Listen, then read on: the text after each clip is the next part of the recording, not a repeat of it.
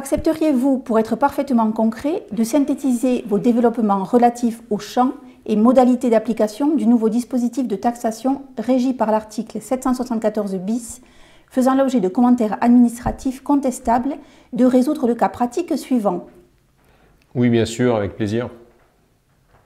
Patrick Duval, ayant 3 enfants, Charles, Bertrand et Alice, à part acte notarié du 20 décembre 2022, alors qu'il était âgé de 84 ans, donnait à Alice en avancement de part successorale la nue propriété d'une somme d'argent de 300 000 € sur laquelle il a constitué à son profit un quasi-usufruit. L'acte de donation ne prévoit pas de revalorisation de la dette de restitution exigible au décès. Précédemment, Patrick Duval n'avait gratifié aucun de ses enfants par donation. Il est décédé le 3 janvier 2025 en laissant à la survivance ses 3 enfants ainsi que sa filleule Dorothée. Au terme de ces dispositions de dernière volonté, il a légué à cette dernière, avec qui il n'avait aucun lien de parenté, un portefeuille de valeurs mobilières d'une valeur de 150 000 €.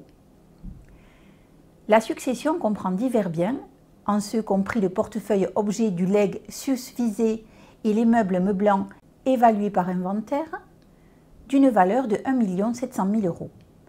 Le passif de succession s'élève à 350 000 €, en ce compris les frais funéraires évalués au forfait prévu par l'article 775 du CGI.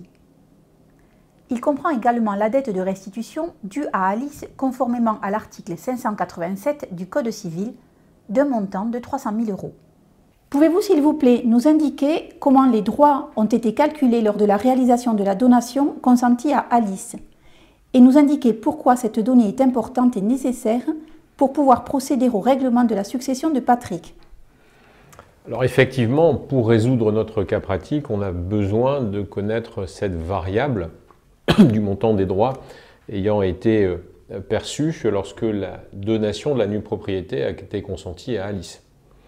Puisque cette donation a moins de 15 ans à compter du décès, elle est en principe soumise à rappel fiscal.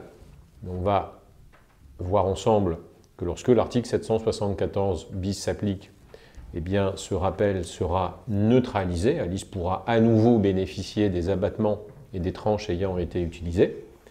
Mais surtout, on a besoin de connaître le montant des droits ayant été acquittés, puisque Alice va pouvoir les imputer, les déduire sur les droits de succession qui sont exigibles au décès lorsqu'elle va recevoir le paiement de la dette de restitution. Donc, comme vous le voyez à l'écran, compte tenu de l'âge du donateur, la donation a été taxée à concurrence de 80% du montant de la créance, l'usufruit au barème valant 20%. L'assiette était donc de 240 000 €. Alice a bénéficié de son abattement de 100 000 € et sur les 140 000 € restants, elle a été taxée dans les tranches de 5, 10, 15 et 20%. Les droits se sont élevés au total à 26 194 €.